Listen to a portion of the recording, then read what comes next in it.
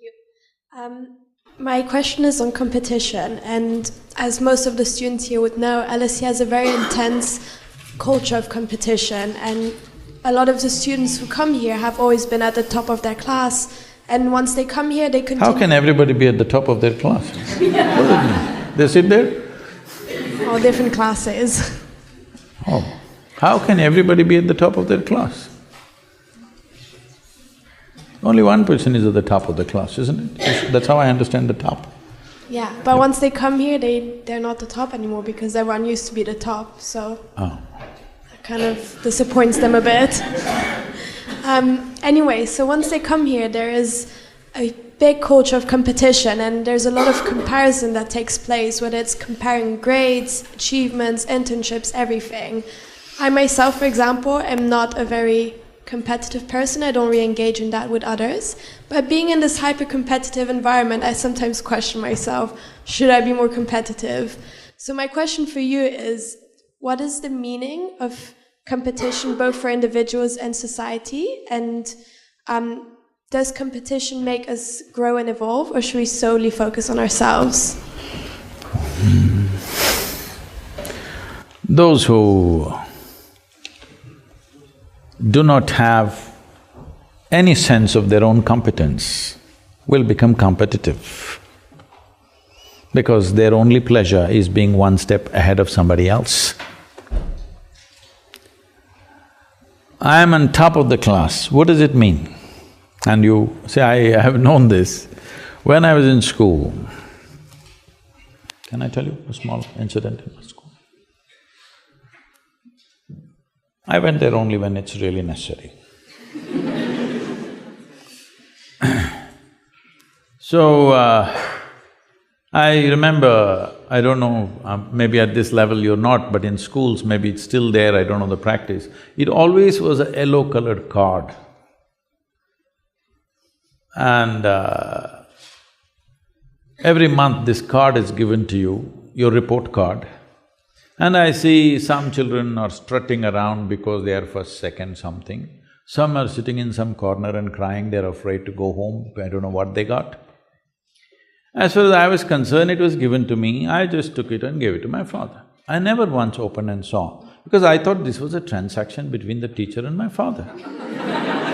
I was not going to look into that. And I was quite certain what would be there in it, as far as the numbers are concerned, because it was always 6 zeros. Because I never wrote a single word in the test paper. That was the rule for me. But apart from the 6 zeros, the teachers wrote some literature in my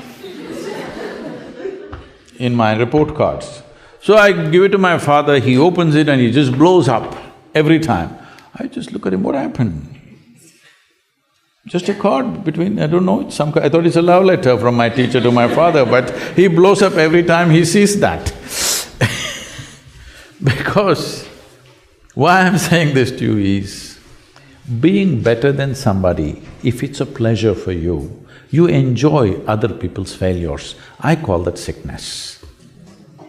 This is not sickness.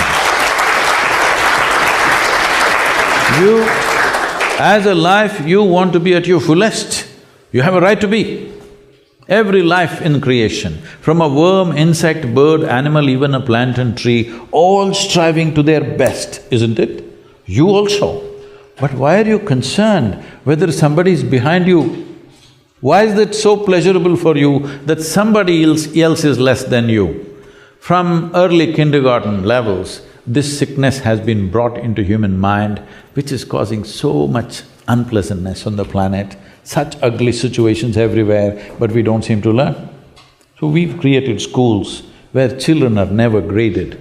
We're looking at them as individuals, what we can do to evolve them to their fullest possibility.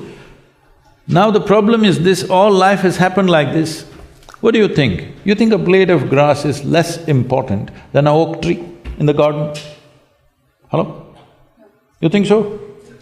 Only a fool would think so, isn't it? Hello? But that's what we're doing, we call this education, we call this competition, we call this society. No, very stupid way of handling things. Because the important thing is, for what you have come with, will you blossom to the fullest human being or not? This is the only question.